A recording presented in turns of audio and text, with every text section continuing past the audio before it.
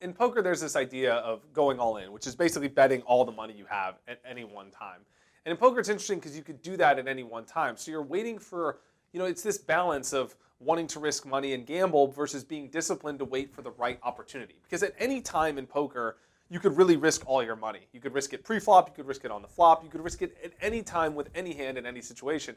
And this is really true in life and business as well. Like if you're, you have a new startup company that you want to run, or you want to hire a new person, or you want to go all in on this marketing strategy, as a CEO, you could do that at any time. And it could be a great decision in the right time or a terrible decision and be the wrong time.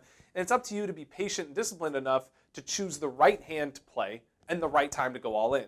And so in poker, it's what's really taught me is having discipline and patience to fold out even mediocre hands, even good hands, because you have patience and you have time to wait for a great hand. And so in poker, one of the things that you're taught is like you have more time than you think. And I think your initial reaction when you start playing is you got to get in there. There's opportunity. Oh, you got to play this hand. You got to play that hand. You got to see the flop with this hand. You got to see the flop with that hand.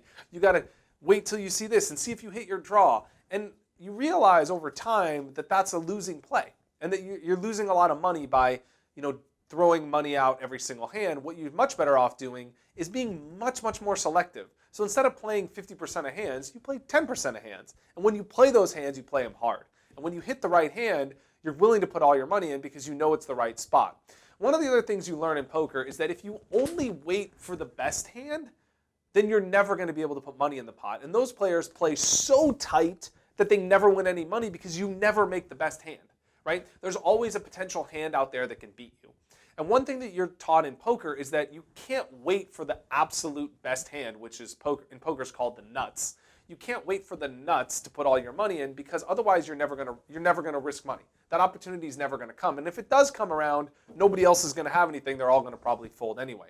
So one of the things you learn is that while you have to be patient and disciplined and wait for the right hand or the best hand, it doesn't have to be the absolute nuts. You can risk money without having everything be perfect. And in life, this really taught me to start before you're ready, right? You could sit out here, and there's so many people out there that want to start a business or want to do something, open a YouTube or start a brand or whatever it is. They're planning and plotting everything for days, weeks, and months, when in actuality, you should just be doing and taking action. And so in poker, it really helped me because it really teaches us to take action and just do.